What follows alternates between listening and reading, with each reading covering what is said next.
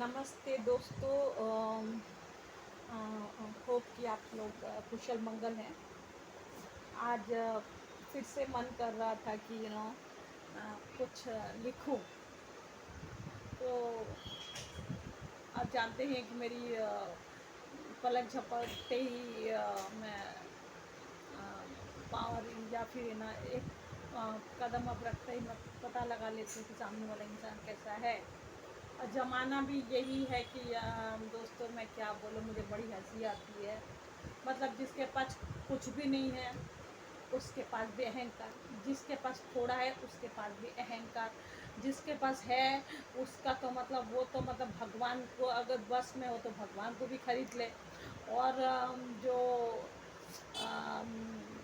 अपने आप को सुपर पावर इंसान मानते हैं, मतलब वो खोखला है अंदर से। तो मैंने सोचा कि क्यों ना आपके से इस समाज के बारे में, हमारे बारे में है, हम इंसान के बारे में, तो क्यों ना दो पंक्तियाँ आपके सामने रखा जाए। तो ये रही दो तो ध्यान से सुनिएगा। और अगर आपको पसंद आए तो ज़रूर एक लाइक कमेंट एंड फॉलो कर दीजिएगा। धन्यवाद। तो अर्ज किया है, अर्ज किया है कि अहंकार की, अहंकार की चोली ओढ़ के रखने वाले ए इंसान, अहंकार की चोली ओढ़ के रखने वाले ए नादान, तेरी औकादी क्या है? तेरी औकादी क्या है? तू ना भगवान है और ना कोई सुपर पावर है। जिस मिट्टी में तू दफन होगा, जिस कब्र में मैं जाऊंगी, उस कब्र में भी तो तुझे आना है। तो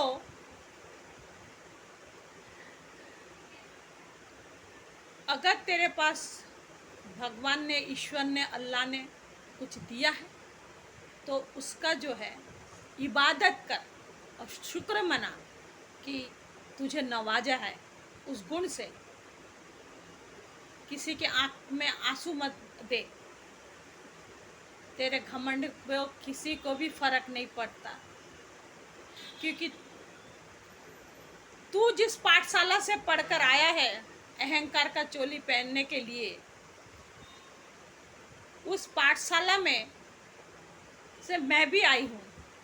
बट मेरी नीति, पाठशाला के आप जानते ही होंगे कि अलग अलग डिपार्टमेंट होती है जैसे कॉलेजेस में, तो वो उस पे मैं बता रही हूँ।